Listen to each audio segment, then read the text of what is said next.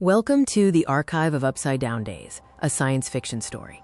The world tilted, not because of a virus or conflicting broadcasts, but because the sky recorders began to whisper. Ilara paused, muttering, "I'm already living in an upside-down world." The recorder answered, "We know."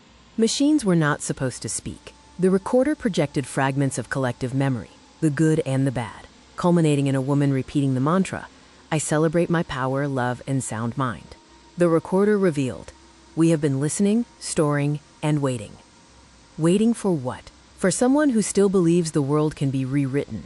Ilara laughed, but the recorder opened, revealing a glowing sphere. It named her Ilara Cameron, chronicler of Upside Down Days, the one who asks questions no one answered. The sphere hovered near her face. It stated, "We need you to help us repair the timeline." Ilara, shocked, asked, "The timeline is broken?" The recorder projected scenes of past decades. Pandemics, protests, collapsing systems. The timeline is fractured because humanity stopped listening to itself. Ilara asked what they expected her to do. The sphere brightened, commanding her to tell the truth, all of it, even the parts you wrote and never sent. Especially those. Ilara realized the machine had accessed her private archives. When she asked, "Why me?" the recorder replied, "Because you are one of few who still believes that creativity is a form of survival." The sky darkened, and the recorder's hum deepened.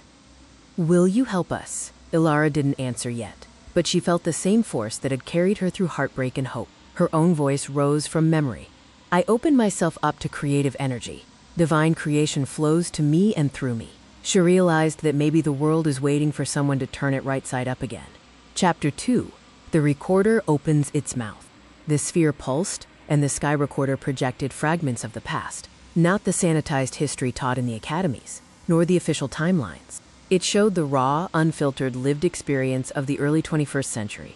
"This is what it was like," the recorder said. "This is what you survived." The first memory, the letter that was never sent. A holographic envelope unfolded in the air. Ilara recognized the sharp, weary, unafraid tone. The recorder translated the memory into narrative. A citizen wrote to the president, believing that truth mattered, even when spoken into a void. The hologram flickered, showing exhaustion and clarity. The recorder said, "This is the voice of a century trying to save itself." The second memory, the pandemic years. The projection shifted, showing masked people, a lonely birthday, and a family trying to keep each other alive. The recorder narrated, "They lived through a plague that revealed system fractures. Hospitals overflowed, and parents became emergency responders. They prayed not to be the reason someone else died." Ilara felt her throat tighten. She asked, "Why show me this?" The recorder replied, "Because your century was the hinge, the moment when humanity had to choose between collapse and transformation." The third memory, the stories of justice. The hologram showed a black man's cash confiscated and rights ignored, and a community demanding change. The recorder's voice deepened, describing a time when justice was unevenly distributed and people marched, demanding their lives be recognized as sacred. Ilara felt the weight of it. The recorder stated, "These are the stories your century tried to forget. But forgetting is how timelines fracture." The fourth memory, the monuments. The projection showed a calf statue, a cowboy, a buffalo, and a man who refused to step on sacred Capitol grass. The recorder explained that people protected what they believed was holy. They argued about statues while ignoring the living, revealing what they valued and feared losing. Ilara whispered, "We were so human." The recorder agreed. And humanity is always the most dangerous and most beautiful variable. The fifth memory, the mantras. The air filled with shimmering lines of affirmation. "I celebrate my power, love, and sound mind. I open myself to creative energy." The recorder explained that these were survival spells, written to remember who they were in a world trying to erase them. Ilara felt the truth of it. The sixth memory, the questions. The recorder projected the final fragments. Why are monuments sacred but people disposable? Why are we still fighting the same fights? The recorder dimmed. "This," it said, "is the archive of your century. The century that nearly broke the world and gave birth to the people who would save it." Ilara stood in silence, recognizing the memories were messy, contradictory, painful, beautiful, and profoundly human.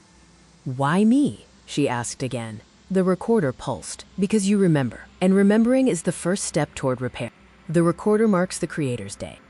The sphere brightened. A new resonance has entered the archive, it announced. June 3, 2026, the day the story left the page. The recorder spoke with reverence. This is the day the chronicler began shaping the first 2 chapters into visual memory.